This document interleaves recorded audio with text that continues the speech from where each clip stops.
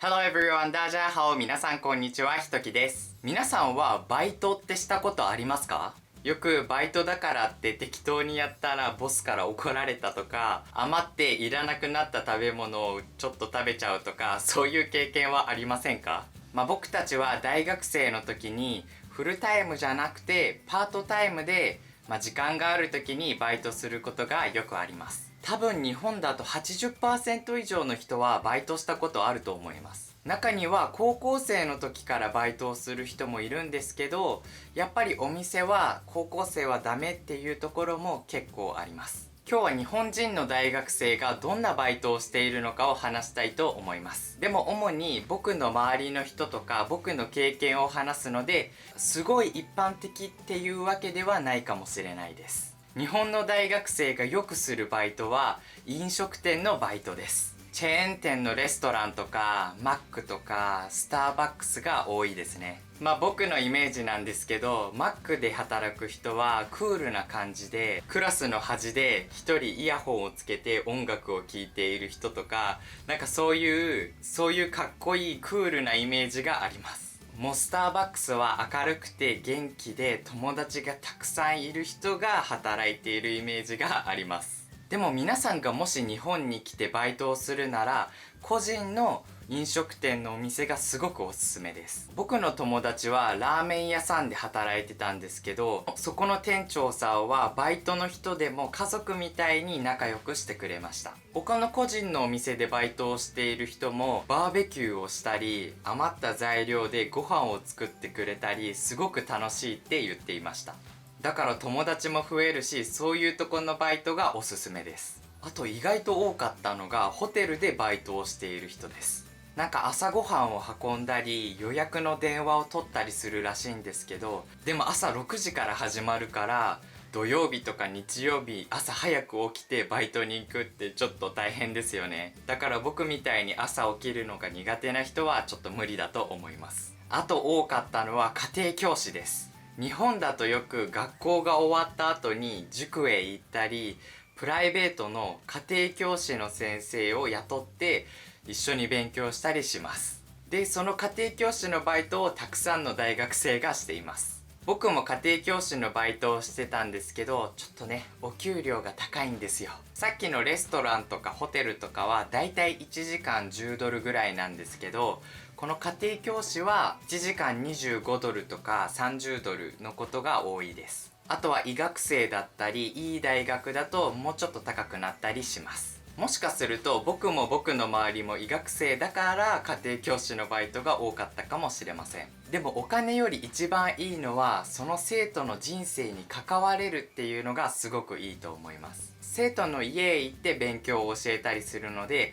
結構家族とも仲良くなったりします。僕が教えていた生徒の家族はすごくいい人ばっかで、よくお菓子くれたりご飯くれたり、クリスマスの時は僕はスキー部なのでスキー用の高級な綺麗な靴下をくれたり、授業の時に使っていたマグカップは日本の職人のハンドメイドのコップを作ってくれたりとか、すごく愛を感じました。こういう時に心がポカポカしたって言います。ポカポカポカポカポカポカは暖かくて気持ちいい様子を表します。よく寒い日はすごく手がブルブルしますよね。待って、ブルブルはこの動画を見てください。そのブルブルした手をヒーターで温めるとすごくあったかくて気持ちいいですよね。その感じがポカポカです。ですので愛を感じて嬉しくて、心が温かくて、しかも気持ちいい時は心がポカポカするという言い方ができます。あとは太陽が出てすごく気持ちいい気温の時に、今日は外がポカポカして気持ちいいと言えるので、ぜひ使ってみてください。あとはさっきの塾でバイトをしている人もいるんですけど、塾は別の学校みたいに一つ一つ授業があって、そこでみんなに授業をするので、そういうプライベートな関係がそんなにないかもしれないです。僕は昔塾で勉強してたんですけど、その時の先生は昔東京で家庭教師のバイトをした時にめっちゃお金持ちの家に行ったらしいです。1時間60ドルとかでもう勉強を教えていて、その子供が大学に合格した時にその子がいきなり「先生 A と B どっちがいい？」って聞いたらしくて、先生はその A と B はどういう意味って言ったんですけど、その子がとにかく A と B 選んでと言ったので、先生はじゃあ A って言ったら8万ドルの車をもらったらしいです。なんか B は5万ドルの車だったらしいんですけど、東京のお金持ちはそういう家もあるんだってすごいびっくりしました。それは超レアケースなんですけど、逆に怖い家族だと生徒の成績が落ちると先生も怒られるっていうすごく嫌な経験をした友達もいます。これ最後なんですけど、結婚式でバイトをしている人も意外と多かったです。やっぱり結婚式っていろいろ準備が大変じゃないですか。だから料理を運ぶ人とか結婚式の場所の準備をする人とか、たくさん人が必要らしいです。僕の友達は急いで料理を運んだら転んでこぼしてクビになったらしいです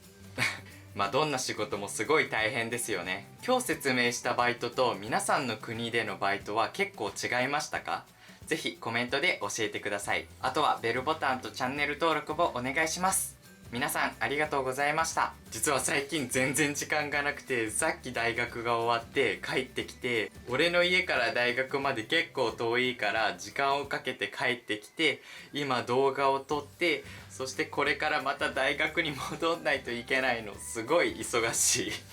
でも楽しいからそれをしたいって思うんだけどね。本当にみんなのおかげなので。やばい。じゃあまたね。